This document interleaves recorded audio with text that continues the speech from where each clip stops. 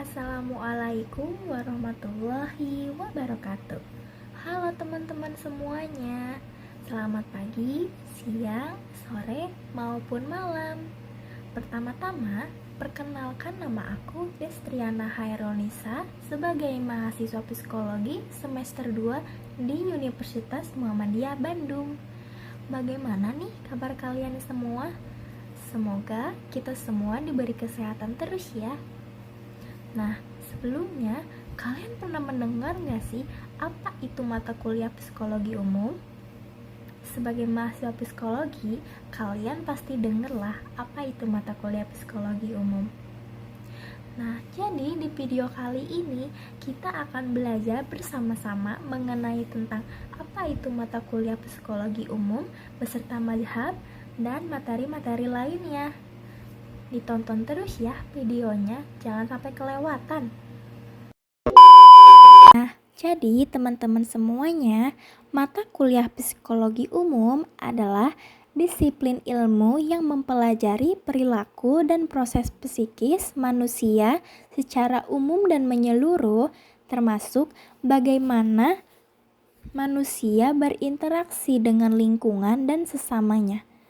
Mata kuliah ini membahas konsep dasar psikologi seperti pengertian, objek dan ruang lingkup psikologi, sejarah perkembangan psikologi, dan pendekatan-pendekatan dalam psikologi seperti behaviorisme, kognitif, psikoanalisis, humanistik, dan biologis.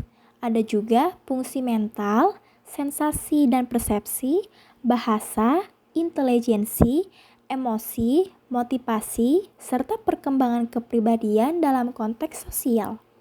Selain itu, psikologi umum juga mengkaji aktivitas psikis manusia yang normal dan dewasa, berfokus pada perilaku yang beradab dan umum, serta mencoba mendefinisikan dan mencari prinsip-prinsip dasar yang berlaku secara luas dalam psikologi. Mata kuliah ini memberikan dasar penting bagi mahasiswa psikologi untuk memahami teori-teori dasar psikologi, metode penelitian psikologi, dan penerapan psikologi dalam berbagai bidang seperti psikologi klinis, pendidikan, sosial, dan industri.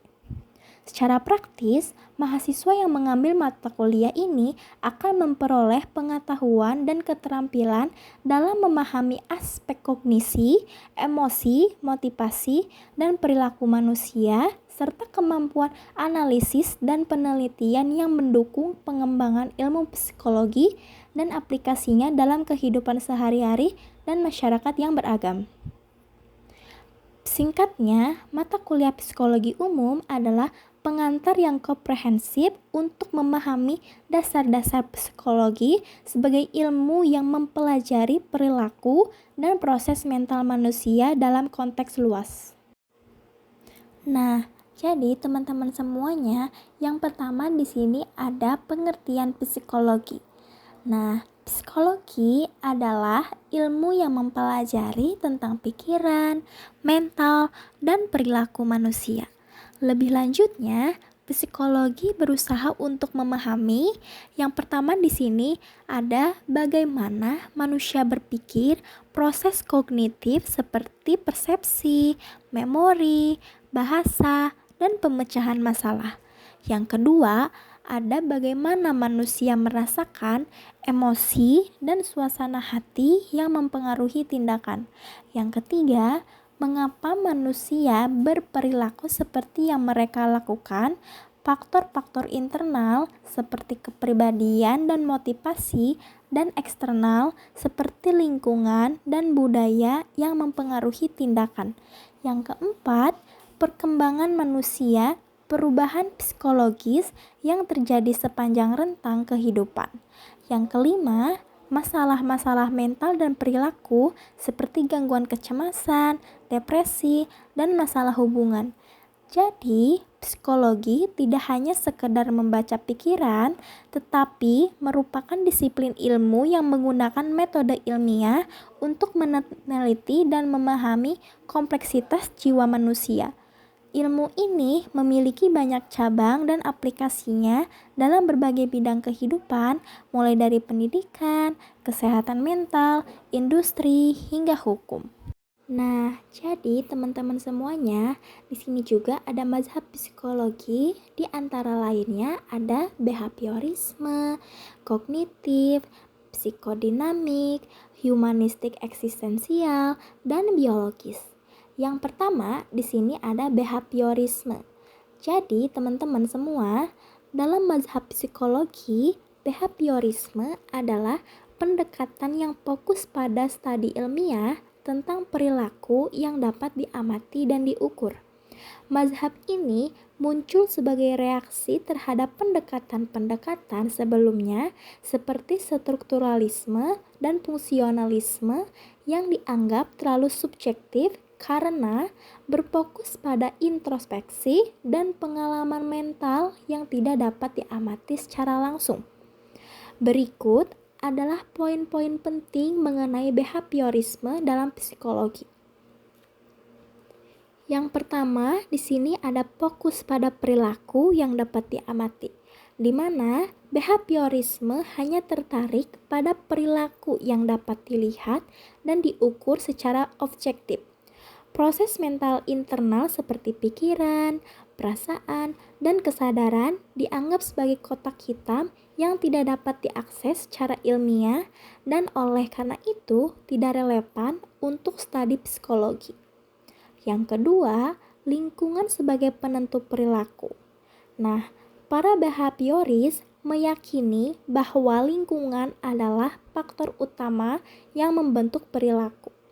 Mereka menekankan bagaimana individu belajar melalui interaksi dengan lingkungannya. Yang ketiga, teori belajar, di mana behaviorisme sangat menekankan pada prinsip-prinsip belajar terutama melalui pengkondisian klasik atau classical conditioning dipelopori oleh Ivan Pavlov dengan eksperimennya pada anjing. Proses belajar di mana stimulus netral diasosiasikan dengan stimulus yang secara alami menimbulkan respons sehingga stimulus netral tersebut akhirnya juga menimbulkan respon yang sama. Terus di sini juga ada pengkondisian operan atau operant conditioning dikembangkan oleh B.F. Skinner, proses belajar di mana perilaku diperkuat lebih mungkin terjadi atau dihukum kurang mungkin terjadi berdasarkan konsekuensi yang mengikuti perilaku tersebut. Di sini juga ada stimulus respon.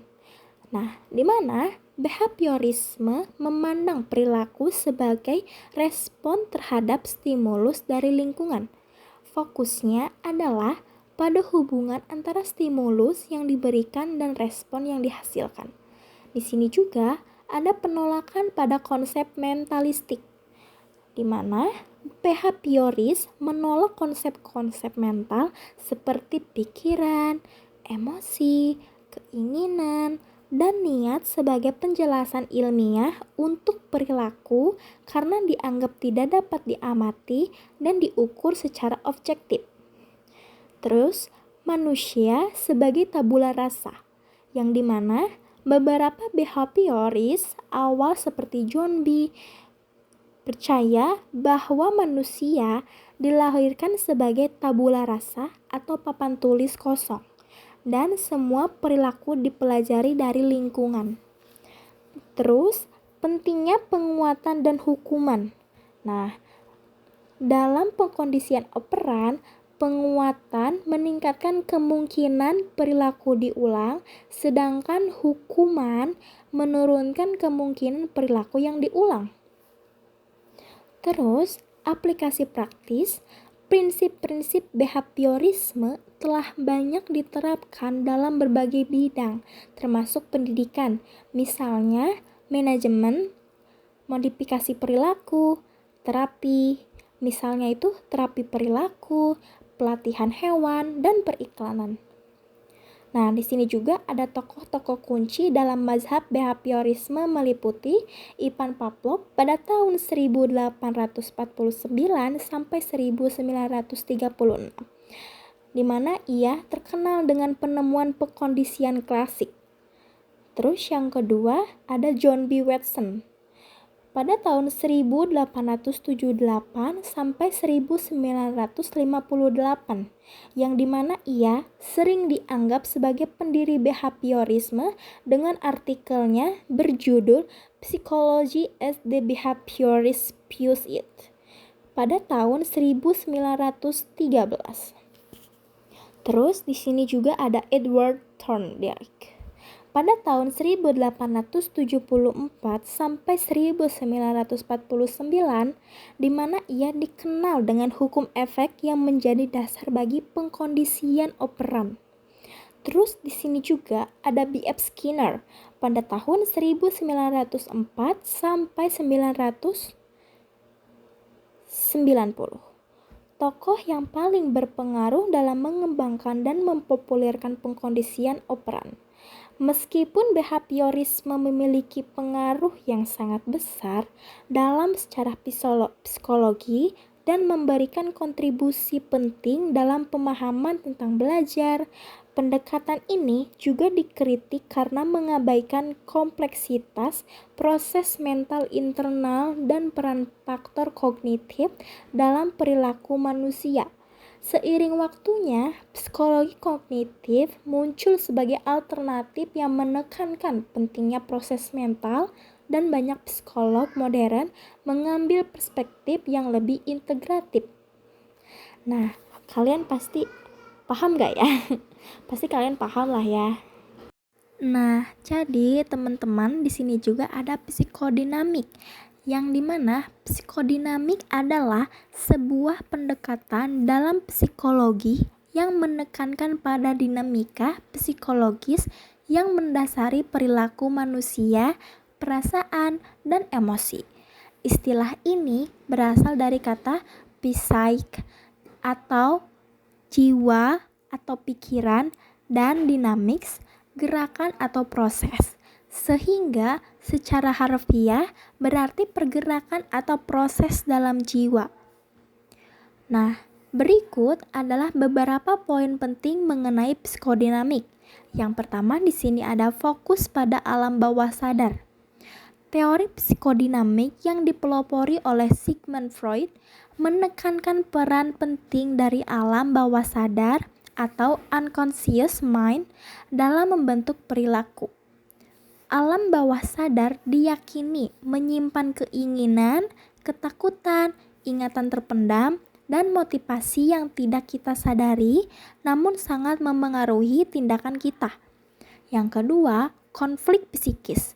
Pendekatan ini meyakini bahwa perilaku manusia seringkali merupakan hasil dari konflik psikis di dalam diri, terutama antara dorongan-dorongan instinktual atau seperti agresi dan seksualitas dengan tuntutan sosial dan moral. Yang ketiga, di sini ada pengalaman masa kecil, yang dimana psikodinamik memberikan perhatian besar pada pengalaman awal kehidupan dan bagaimana pengalaman-pengalaman tersebut membentuk kepribadian dan masalah psikologis di kemudian hari. Yang keempat, ada struktur kepribadian. Nah, di mana Freud mengemukakan model struktur kepribadian yang terdiri dari id atau dorongan-dorongan primitif, ego atau bagian rasional yang menengahi id dan realitas, dan yang terakhir ada superego atau internalisasi nilai-nilai moral dan sosial. Interaksi dinamis antara ketiga elemen ini menentukan perilaku. Terus yang kelima, mekanisme pertahanan diri, yang dimana teori psikodinamik juga menjelaskan berbagai mekanisme pertahanan diri yang digunakan individu secara tidak sadar untuk melindungi diri dari kecemasan dan konflik yang tidak menyenangkan. Contohnya itu adalah represi, penyangkalan, dan proyeksi. Terus yang kelima di sini ada aplikasi dalam terapi, yang dimana prinsip-prinsip psikodinamik diterapkan dalam terapi psikodinamika atau psikoanalisis. Terapi ini bertujuan untuk membawa konflik-konflik bawah sadar ke kesadaran pasien sehingga mereka dapat memahami akar masalahnya dan mencapai perubahan yang lebih mendalam. Proses terapi seringkali melibatkan eksplorasi mimpi, asosiasi bebas, dan analisis transferensi atau perasaan pasien terhadap terapis. Di sini juga ada tokoh-tokoh penting dalam psikodinamik. Selain Sigmund Freud, meliputi ada Carl Jung atau Carl Jung. Mengembangkan psikologi analitik dengan konsep ketidaksadaran kolektif dan arketip. Terus di sini juga ada Alfred Adler, mengembangkan psikologi individual yang menekankan pada perasaan inferioritas dan dorongan untuk superioritas. Ada juga di sini ada Anna Freud, berkontribusi pada pemahaman mekanisme pertahanan diri dan psikologi anak. Terus ada Erik Erikson, di mana ia mengembangkan teori perkembangan psikososial sepanjang rentang kehidupan. Terus yang terakhir di sini juga ada Melanie Klein, tokoh penting dalam teori relasi objek. Secara keseluruhan, psikodinamik adalah kerangka teoritis yang kaya dan kompleks untuk memahami kedalaman jiwa manusia dan bagaimana kekuatan-kekuatan psikologis yang seringkali tidak disadari memengaruhi cara kita berpikir, merasa, dan bertindak. Nah, jadi teman-teman semuanya, di dalam mazhab psikologi di sini juga ada humanistik eksistensial, yang dimana humanistik eksistensial adalah sebuah pendekatan atau aliran dalam psikologi yang menggabungkan prinsip-prinsip dari psikologi humanistik dan filsafat eksistensialisme. Pendekatan ini menekankan pada keunikan dan kebebasan individu, potensi untuk pertumbuhan dan aktualisasi diri, serta pentingnya makna dan tanggung jawab dalam keberadaan manusia. Untuk memahami humanistik eksistensial lebih dalam, mari kita telaah komponen-komponennya. Nah, jadi di sini ada psikologi humanistik. Yang pertama di sini ada fokus pada potensi positif, yang dimana humanistik meyakini bahwa manusia pada dasarnya baik dan memiliki potensi bawaan untuk tumbuh, berkembang, dan mengaktualisasikan diri. Yang kedua di sini ada pandangan holistik, atau individu dipandang sebagai keseluruhan yang utuh dan terorganisir, bukan sekedar kumpulan dari dorongan atau respons. Yang ketiga, penekanan pada pengalaman subjektif, yang dimana pengalaman pribadi, perasaan, dan pandangan dunia individu sangat dihargai dan dianggap penting dalam memahami perilaku. Terus yang keempat ada pentingnya kesadaran diri, yang dimana kesadaran akan pikiran, perasaan, dan pilihan diri dianggap sebagai kunci menuju pertumbuhan dan perubahan. Yang kelima, yang terakhir, di sini ada aktualisasi diri, yang dimana konsep sentral dalam humanistik yaitu dorongan bawaan untuk mengembangkan potensi diri sepenuhnya dan menjadi diri sendiri yang seutuhnya. Nah, tadi kan ada komponen psikologi humanistik dan filsafat eksistensialisme. Nah, ini nih komponen filsafat eksistensialisme. Yang pertama di sini ada kebebasan dan tanggung jawab, yang dimana eksistensialisme menekankan bahwa manusia memiliki kebebasan untuk memilih dan bertanggung jawab penuh atas pilihan dan keberadaannya. Yang kedua, pencarian makna. Manusia secara inheren mencari makna dan tujuan dalam hidup, dan kesadaran akan kepanaan dapat memicu pencarian ini. Terus yang ketiga, kecemasan eksistensial, kesadaran akan kebebasan, tanggung jawab, ketidakpastian masa depan, dan kematian dapat menimbulkan kecemasan yang merupakan bagian tak terhindarkan dari eksistensi manusia. Yang keempat di sini ada keunikan individu, yang dimana setiap individu dianggap unik dan memiliki pengalaman subjektif yang tidak dapat direduksi menjadi kategori atau generalisasi. Di sini juga ada being in the world, konsep yang menekankan bahwa manusia tidak terpisah dari lingkungannya, tetapi ada dan berinteraksi secara aktif dengan dunia. Nah, jadi bagaimana nih humanistik dan eksistensialisme bersatu?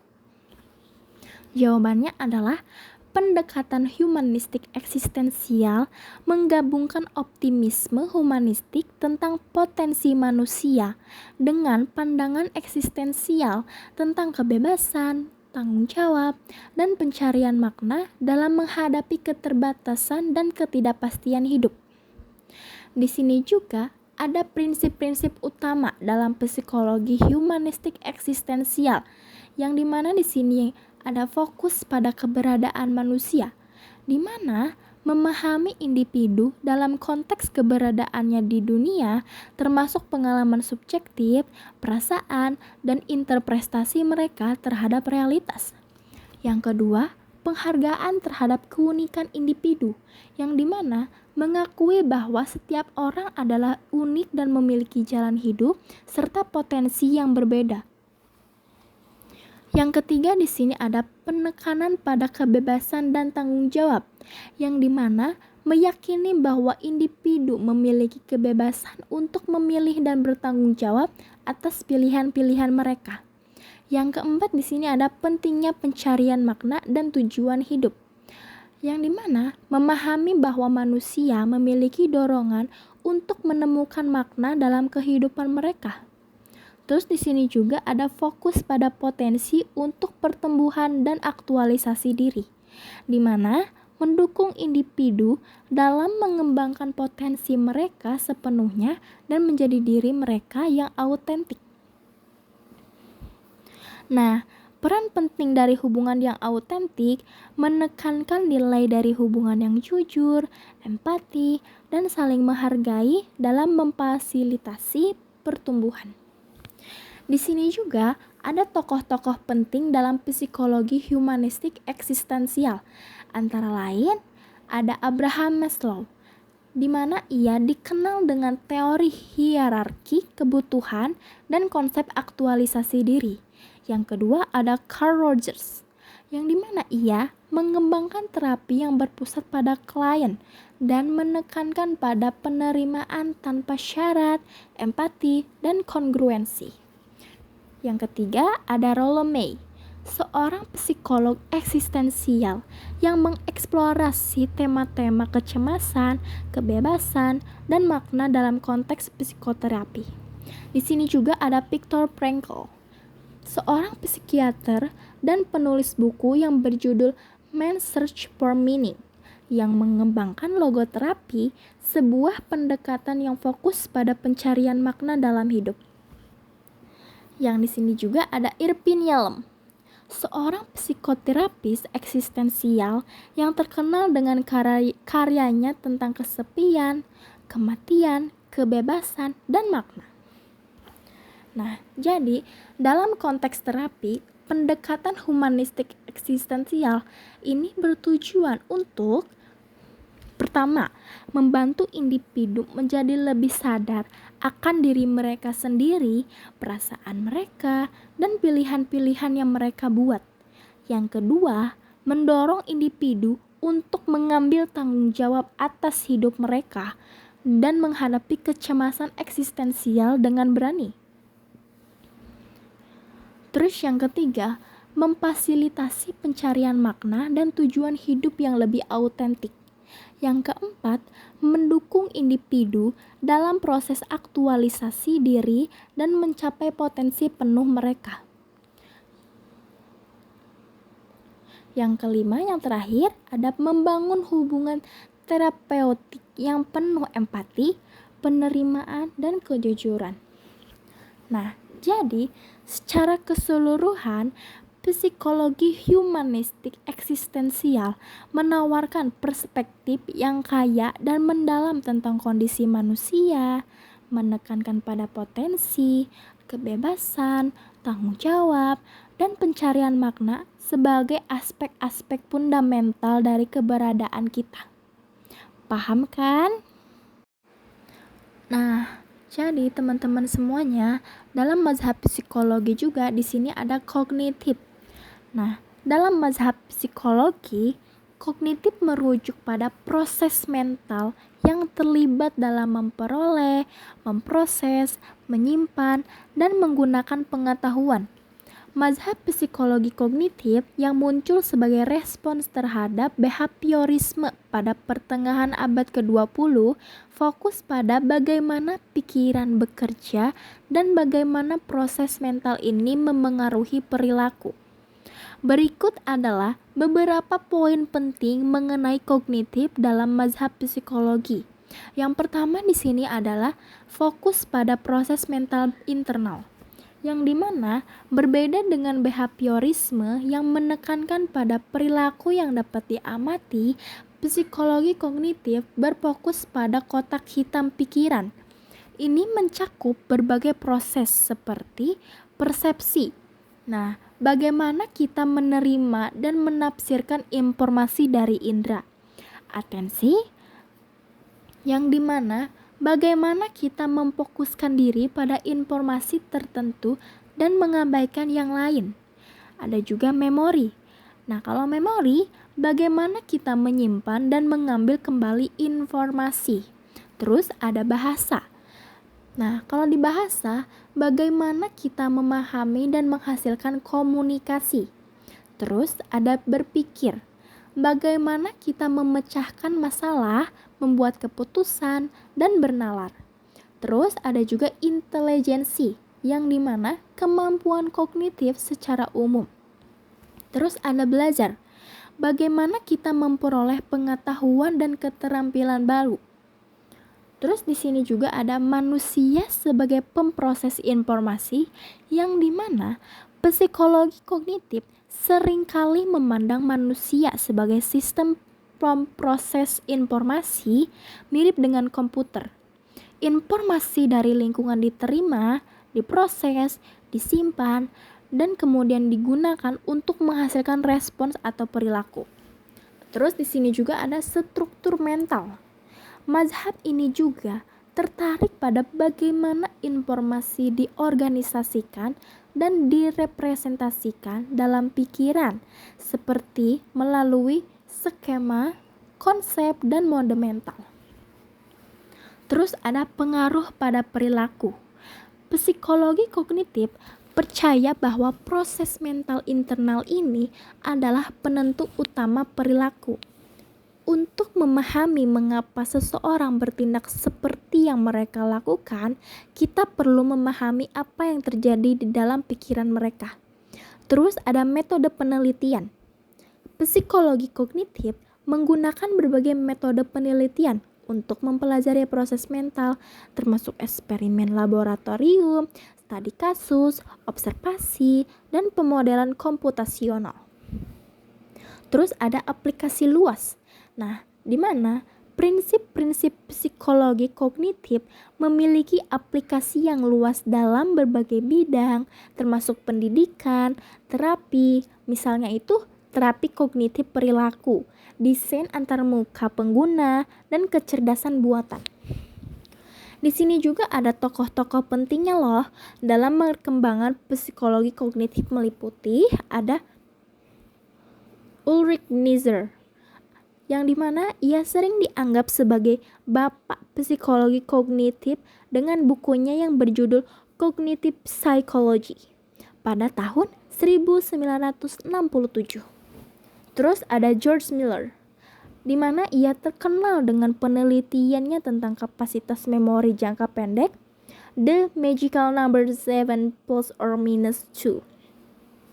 Terus ada Jean Piaget.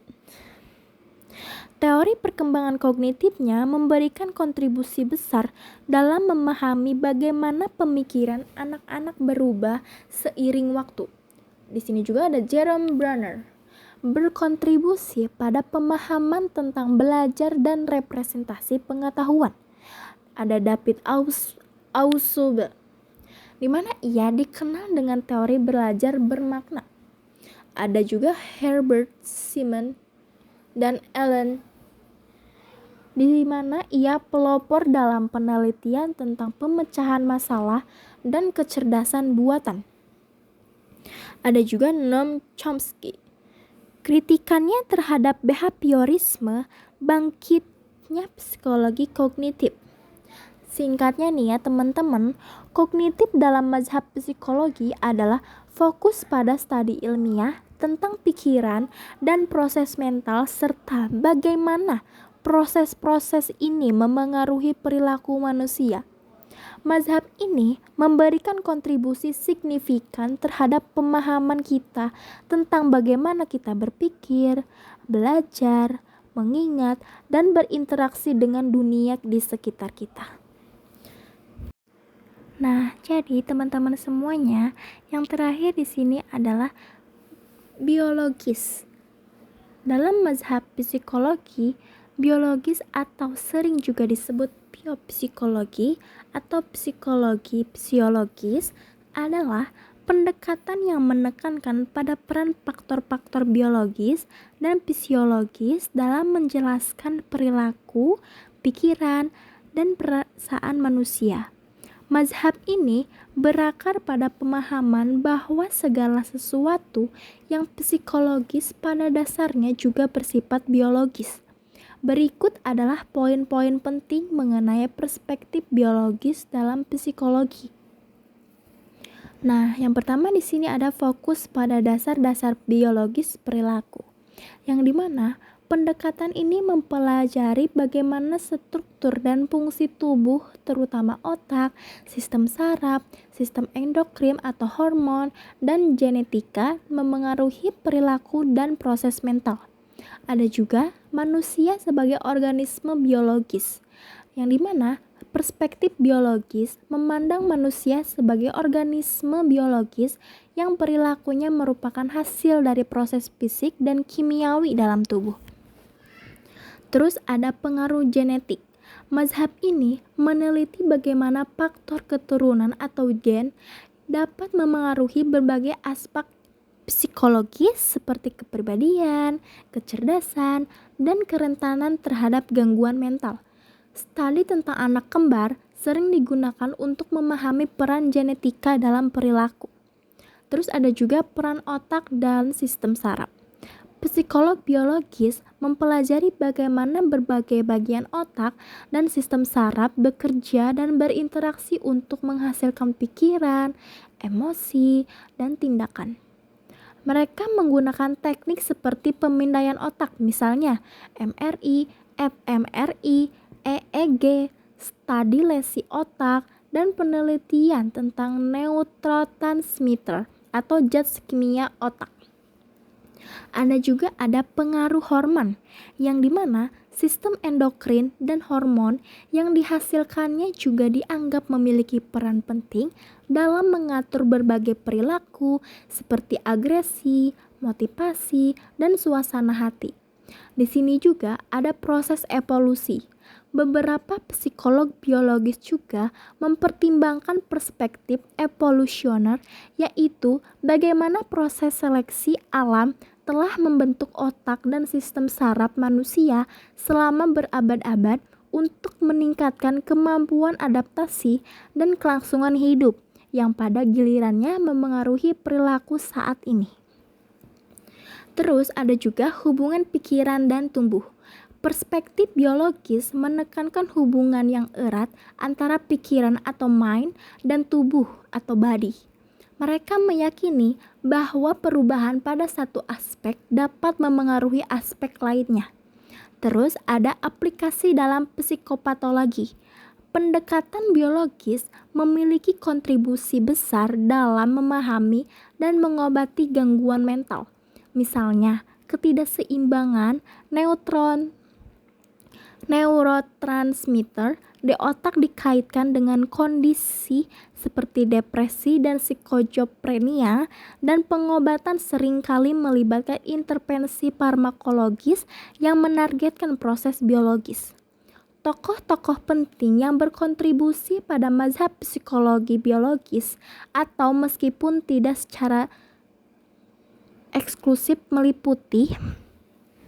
Nah, tokoh-tokohnya nih guys, ada Charles Darwin, yang dimana teori evolusinya memberikan landasan untuk memahami akar biologis perilaku. Yang kedua ada Roger Sperry, penelitiannya tentang otak belah atau split brain yang mengungkapkan spesialisasi fungsi di kedua hemisfer otak. Terus ada Michael Gazzaniga, melanjutkan penelitian Sperry dan memberikan wawasan lebih lanjut tentang fungsi hemisfer otak. Para peneliti di bidang neuroscience, banyak ilmuwan yang mempelajari otak dan sistem saraf secara umum juga memberikan kontribusi signifikan terhadap psikologis biologis. Singkatnya nih ya teman-teman, perspektif biologis dalam psikologi adalah cara pandang yang menjelaskan perilaku dan proses mental dari sudut pandang struktur dan fungsi biologis tubuh, termasuk otak, sistem saraf, genetika, dan sistem endokrin. Mazhab ini memberikan pemahaman penting tentang dasar fisik dari apa yang kita pikirkan, rasakan, dan lakukan. Nah, jadi ya itu adalah mazhab-mazhab psikologi. Semoga kalian mengerti ya. Nah, kalau tadi kan mazhab-mazhab psikologinya. Nah, di sini ada objek dan ruang lingkupnya. Jadi, objek psikologi adalah manusia yang meliputi aspek fisik dan psikisnya secara keseluruhan. Secara lebih spesifik, objek psikologi dapat dibedakan menjadi objek material dan objek formal. Yang pertama di sini ada objek material. Manusia sebagai makhluk individu dan makhluk sosial. Ini berarti psikologi mempelajari manusia dalam segala aspek keberadaannya, termasuk biologis, psikologis, dan sosial budayanya. Terus ada objek formal, yang dimana proses mental dan perilaku manusia ini adalah fokus utama psikologi dalam memahami bagaimana manusia berpikir, merasa, dan bertindak serta alasan di balik perilaku tersebut. Ruang lingkup psikologi sangat luas ya teman-teman, dan mencakup berbagai aspek kehidupan manusia. Secara umum, ruang lingkup psikologi dapat dikelompokkan menjadi beberapa bidang utama, di antaranya ada psikologi umum, psikologi perkembangan, psikologi sosial, psikologi kepribadian, psikologi klinis, psikologi pendidikan, psikologi industri dan organisasi atau PIO, ada psikologi kesehatan, dan psikologi kognitif. Yang pertama di sini ada psikologi umum, yang dimana mempelajari prinsip-prinsip dasar perilaku dan proses mental manusia secara umum seperti persepsi, belajar, memori, motivasi, emosi, dan berpikir. Terus yang kedua, psikologi perkembangan, yang dimana mempelajari perubahan psikologis yang terjadi sepanjang rentang kehidupan manusia, mulai dari masa konsepsi hingga lanjut usia. Bidang ini mencakup psikologi anak, remaja, dewasa, dan lansia. Terus ada psikologi sosial, yang dimana mempelajari bagaimana pikiran, perasaan, dan perilaku individu dipengaruhi oleh kehadiran dan interaksi dengan orang lain. Topik yang dibahas meliputi sikap, prasangka, konformitas, agresi, dan hubungan interpersonal. Terus ada psikologi kepribadian, yang dimana mempelajari perbedaan individual dalam pola pikir, perasaan, dan perilaku yang relatif stabil dan karakteristik bagi seseorang. Terus ada juga psikologi klinis, berfokus pada pemahaman, diagnosis, dan pengobatan gangguan mental dan masalah psikologis. Terus ada psikologi pendidikan, yang dimana menerapkan prinsip-prinsip psikologi dalam konteks pendidikan untuk meningkatkan proses belajar mengajar dan perkembangan siswa. Terus ada juga psikologi industri dan organisasi atau PIO yang dimana menerapkan prinsip-prinsip psikologi dalam konteks dunia kerja untuk meningkatkan produktivitas, kepuasan kerja, dan kesejahteraan karyawan. Ada juga psikologi kesehatan yang dimana mempelajari faktor-faktor psikologis yang mempengaruhi kesehatan fisik dan mental serta peran psikologi dalam pencegahan dan penanganan. Yang terakhir, ada psikologi kognitif yang dimana mempelajari proses mental yang terlibat dalam memperoleh, memproses, menyimpan, dan menggunakan informasi seperti perhatian, bahasa, pemecahan masalah, dan pengambilan keputusan. Selain bidang-bidang utama yang di atas atau yang aku sebutkan tadi, terdapat pula cabang-cabang psikologi lainnya yang lebih spesifik seperti psikologi lintas budaya, psikologi lingkungan, psikologi forensik, dan psikologi olahraga. Dengan demikian, objek dan ruang lingkup psikologi sangatlah kaya dan beragam, mencerminkan kompleksitas perilaku dan pengalaman manusia. Semoga kalian bisa paham ya. Nah, jadi di sini juga ada fungsi mental, yang dimana fungsi mental dalam psikologi merujuk pada berbagai proses internal yang memungkinkan manusia untuk berinteraksi dengan dunia di sekitarnya, berpikir, merasa, dan bertindak. Fungsi-fungsi ini adalah pondasi dari pengalaman subjektif dan perilaku kita. Secara garis besar, fungsi mental dapat dikategorikan menjadi beberapa area utama. Yang pertama ada fungsi kognitif. Fungsi kognitif ini berkaitan dengan proses berpikir dan pengolahan informasi. Ini meliputi persepsi, yang dimana proses menerima dan menafsirkan informasi dari indera. Contohnya, mengenali wajah teman atau memahami suara di sekitar kita.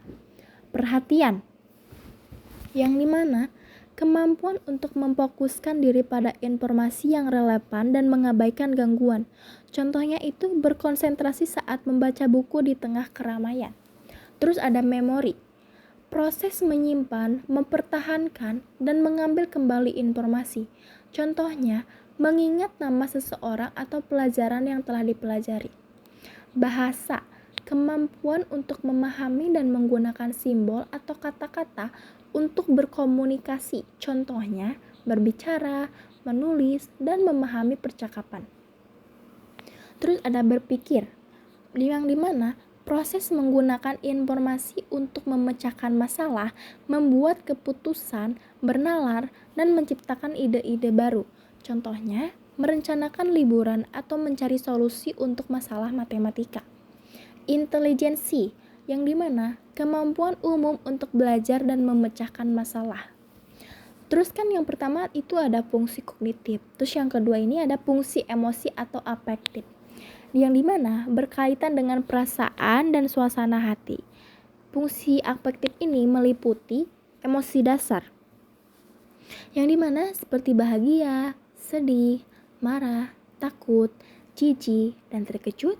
Contohnya itu merasa senang saat menerima hadiah atau takut saat menghadapi bahaya. Terus ada suasana hati atau mood. Keadaan emosional yang berlangsung lebih lama dan kurang intens dibandingkan emosi. Contohnya, merasa murung sepanjang hari atau bersemangat. Yang terakhir ada pengalaman subjektif. Bagaimana individu secara pribadi merasakan dan menginterpretasikan emosi mereka. Nah, yang ketiga nih, ada fungsi konatif atau volisional, yang dimana berkaitan dengan motivasi, keinginan, dan tindakan yang disadari. Ini meliputi motivasi, yang dimana dorongan internal yang mengarahkan perilaku menuju tujuan tertentu. Contohnya, merasa lapar dan mencari makanan atau bersemangat untuk mencapai target pekerjaan. Kehendak atau will, kemampuan untuk membuat pilihan dan mengendalikan tindakan, terutama dalam menghadapi kesulitan. Contohnya, tetap belajar meskipun merasa lelah atau menahan diri dari perilaku impulsif. Tujuan, sasaran yang ingin dicapai oleh individu dan yang memengaruhi tindakan mereka penting untuk dicatat. Fungsi-fungsi mental ini tidak bekerja secara terpisah, melainkan saling berinteraksi dan memengaruhi satu sama lain. Misalnya, emosi dapat memengaruhi proses berpikir dan pengambilan keputusan dan sebaliknya. Terus, pemahaman tentang fungsi-fungsi mental sangat penting dalam psikologi untuk menjelaskan perilaku manusia, memahami gangguan psikologis, dan mengembangkan intervensi yang efektif untuk meningkatkan kesejahteraan mental. Nah, di materi terakhir di sini juga ada contoh-contoh aplikasi cara pandang berbagai mazhab psikologi dapat diterapkan untuk memahami jiwa dan perilaku manusia. Yang pertama di sini ada mazhab psikoanalisis oleh Sigmund Freud, yang dimana memahami mimpi atau seseorang sering bermimpi tentang dikejar-kejar. Dari sudut pandang psikoanalisis, mimpi ini bisa diinterpretasikan sebagai representasi dari konflik internal yang belum terselesaikan, mungkin terkait dengan rasa bersalah, ketakutan atau hukuman, atau keinginan yang ditekan dari alam bawah sadar. Analisis lebih lanjut terhadap simbol-simbol dalam mimpi, siapa yang mengejar, di mana, bagaimana, perasaannya, akan membantu mengungkap akar permasalahan psikologisnya. Terus, menjelaskan kecemasan, yang dimana seseorang individu menunjukkan gejala kecemasan berlebihan tanpa alasan yang jelas.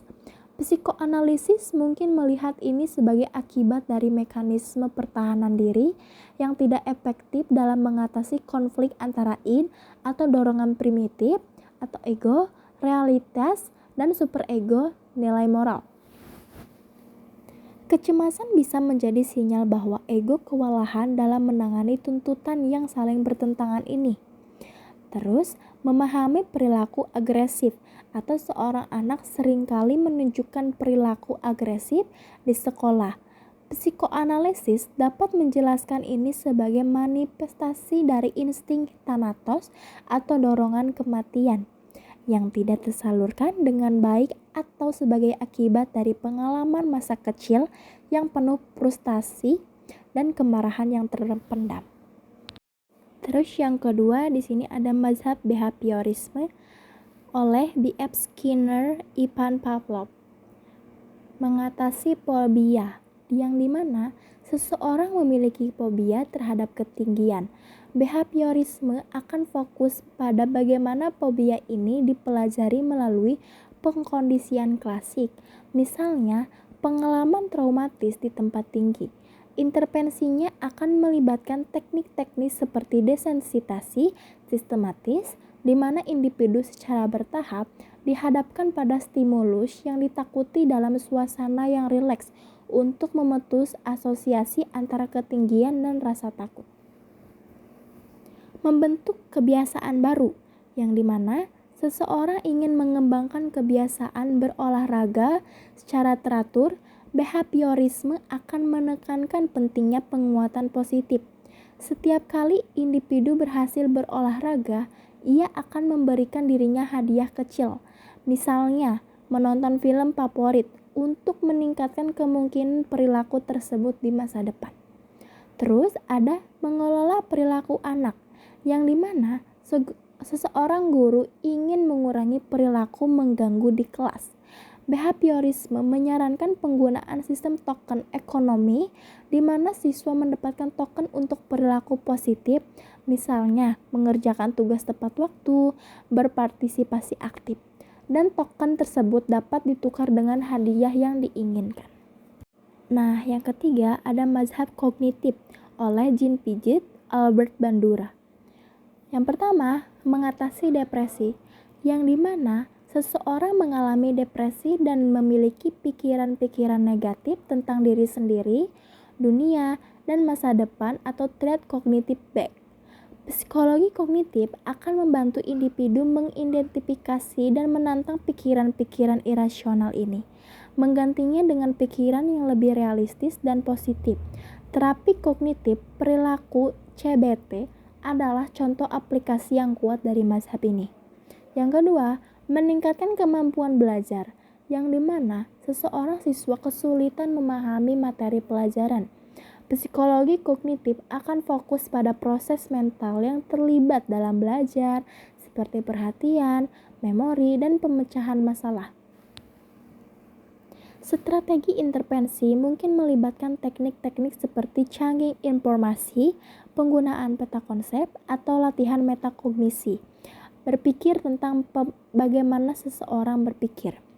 Yang terakhir, memahami pengambilan keputusan, yang dimana mengapa seseorang membuat pilihan yang tampaknya irasional. Nah, psikologi kognitif akan meneliti bias kognitif atau pola pikir sistematis yang menyimpang dari norma rasionalitas yang mungkin memengaruhi pengambilan keputusan seperti confirmation bias atau kecenderungan untuk mencari informasi yang mengkonfirmasi keyakinan yang sudah ada. Yang keempat di sini ada mazhab humanistik oleh Carl Rogers dan Abraham Maslow. Yang pertama, meningkatkan harga diri, yang dimana seseorang merasa tidak berharga dan tidak percaya diri. Psikologi humanistik akan fokus pada potensi unik individu untuk pertumbuhan dan aktualisasi diri. Terapis akan menciptakan lingkungan yang penuh penerimaan tanpa syarat, empati, dan kejujuran untuk membantu individu menjelajahi perasaannya dan mengembangkan konsep diri yang lebih positif. Yang kedua, mengatasi krisis eksistensial. Seseorang merasa kehilangan makna dalam hidupnya. Psikologi humanistik akan mendorong individu untuk mencari nilai-nilai pribadi dan tujuan hidupnya. Terapi yang berpusat pada klien Rogers akan memfasilitasi eksplorasi diri dan membantu individu menemukan makna yang autentik bagi dirinya. Yang terakhir ada memahami motivasi, yang dimana mengapa seseorang termotivasi untuk mencapai tujuan tertentu? Nah, teori hierarki kebutuhan Maslow menjelaskan bahwa motivasi manusia didorong oleh kebutuhan yang tersusun secara hierarkis, mulai dari kebutuhan fisiologis hingga kebutuhan aktualisasi diri. Memahami tingkat kebutuhan individu dapat membantu dalam merancang strategi motivasi yang efektif. Yang kelima atau yang terakhir, mazhab biologis atau neuropsikologi, psikofarmakologi. Yang pertama, memahami skizofrenia, yang dimana seseorang menunjukkan gejala-gejala skizofrenia seperti halusinasi dan delusi. Psikologi biologis akan melihat ini sebagai akibat dari ketidakseimbangan kimiawi di otak, terutama neurotransmitter seperti dopamin. Intervensinya mungkin melibatkan penggunaan obat-obatan antipsikotik untuk mengatur kembali. Yang kedua, menjelaskan perbedaan temperamen. Mengapa ada bayi yang cenderung lebih tenang dan bayi yang lebih rewel? Nah, psikologi biologis akan meneliti faktor genetik dan biologis yang akan mendasari perbedaan temperamen. Penelitian tentang neurokimia dan struktur otak dapat memberikan wawasan tentang dasar biologis dari karakteristik kepribadian. Yang terakhir, memahami dampak cedera otak, yang dimana seseorang mengalami perubahan perilaku dan kognitif setelah mengalami cedera otak traumatis. Neuropsikologi akan melakukan asesmen untuk mengidentifikasi area otak mana yang terpengaruh dan bagaimana dampaknya terhadap fungsi-fungsi psikologis. Rehabilitasi akan dirancang untuk membantu individu memulihkan fungsi yang hilang atau mengembangkan strategi kompensasi. Nah, penting untuk diingatkan bahwa dalam praktiknya, para psikolog seringkali menggunakan pendekatan yang elektik, menggabungkan wawasan dari berbagai mazhab untuk memahami kompleksitas jiwa dan perilaku manusia secara lebih komprehensif. Setiap mazhab menawarkan lensa yang berharga untuk melihat berbagai aspek pengalaman manusia. Oke, sekian dari aku. Semoga teman-teman semua dapat dimengerti dan dipahami ya. Oke, terima kasih semuanya yang sudah menonton dan mendengarkan.